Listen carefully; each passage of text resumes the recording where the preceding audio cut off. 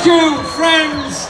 Thank you, all of the 100,000 of us that are here today in support of the people of Palestine. You heard the tragedy of the deaths of children in Gaza and on the West Bank. Think what it's like to be a mother or a father and see a building bombed in front of you, knowing your family is in there and you can do nothing to save them and just mourn them for the rest of your life. Look at those huge buildings in Gaza, systematically and scientifically destroyed by aerial bombardment. I have been in those buildings during visits to Gaza.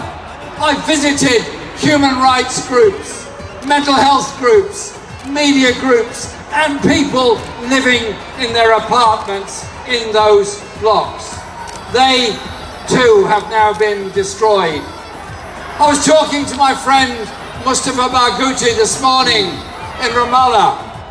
He sends his greetings, his solidarity and his support, and tonight I'm doing a discussion with him on Double Down News about the global impact of what the Israeli attacks are doing. But he also pointed out that the killings on the West Bank are continuing all the time as well, as the Israeli ground forces continue their operations. Yes, they're trying to clear the Palestinian people out of Sheikh Jarrah, a place I have visited and seen the activities of the settlers, as they are doing all over the West Bank. We're here today because the injustice towards the Palestinian people must end. And it's our global voices that will help give succor, comfort and support to the people alongside those settlements in Gaza, all over the West Bank, in East Jerusalem, who are suffering at the present time. And so we've got a message to our government which claims, yes, that its foreign policy is dictated by human rights concerns.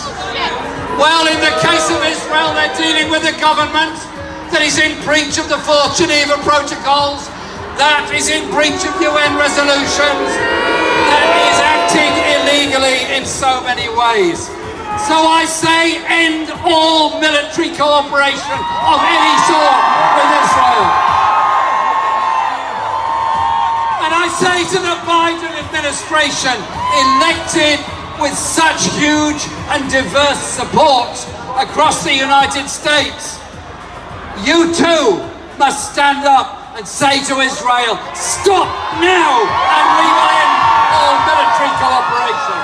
And I say to all my colleagues in Parliament and in the Labour Party and all in the trade and all of the trade unions, we all have conference decisions calling for the unconditional recognition of the state of Palestine. Let us do that. And I conclude with this, because there are many other good speakers who want to follow me. I follow this with three very short points.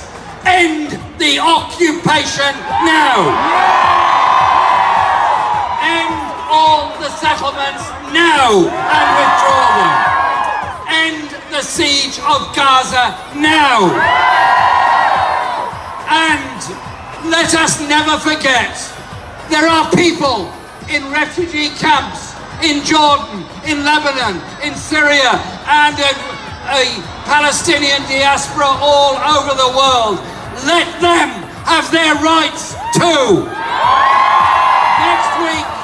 Next week we'll be back here, and we'll be back again and again. What we need is a massive demonstration of the people of this country to say, we want peace in the Middle East, we want peace in every country, we want peace for the people of Palestine.